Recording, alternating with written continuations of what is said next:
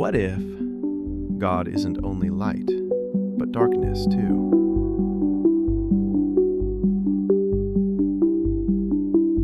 What if creation itself was born from divine conflict? In every religion, light battles darkness. But what if both were parts of the same mind? Jung once said, "The shadow is a moral problem that challenges the whole ego personality." Perhaps even God faces that challenge. In his work Answer to Job, Carl Jung explored one of the most daring questions in theology. How can a just God allow suffering, yet remain righteous? Job's story wasn't about punishment. It was a mirror, reflecting God's own inner contradiction. The Almighty permits evil, then demands faith. Jung saw this not as blasphemy, but as a divine process of self-realization. God, like man, evolves through the awareness of his own darkness. Every psyche contains light and shadow. To deny the shadow is to remain incomplete.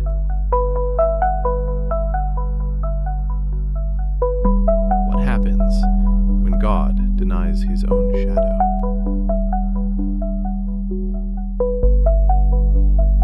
The result is what we see in humanity: projection, division, war.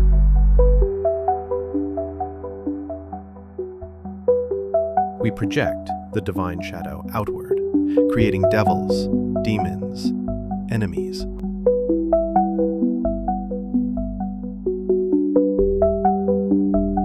But the true evil may simply be the unseen part of God that refuses to be acknowledged. In most traditions, sin is separation, the split between what is and what we wish to be. Jung wrote, "The acceptance of the shadow is the apprentice work. The integration of the shadow is the masterpiece."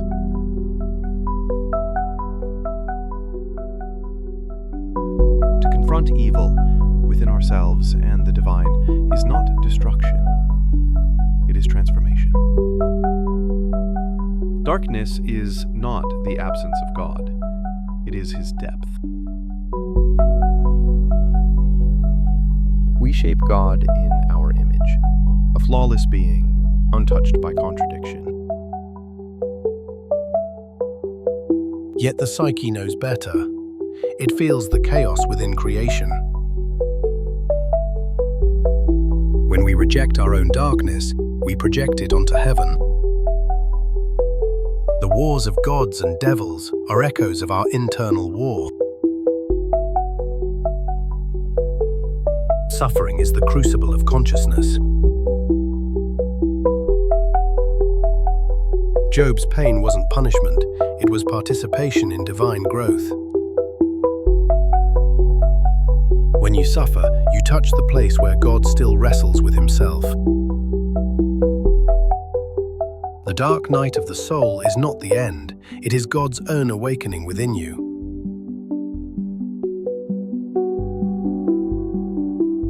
Light and darkness aren't enemies, they are alchemical partners. The soul expands only through contrast. Integration doesn't mean purity, it means wholeness. To become divine is to embrace the chaos within creation and find order inside it. The serpent in Eden, Prometheus stealing fire, even Lucifer's fall, all are myths of divine rebellion. They remind us, illumination begins with disobedience. The spark of consciousness is born in the tension between good and evil. To see both is to see clearly. The shadow of God is not a curse, it is the doorway to understanding. As above, so below. The divine wrestles with itself, just as we do.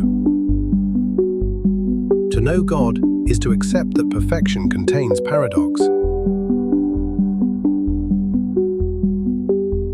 Welcome to the shadow of the divine.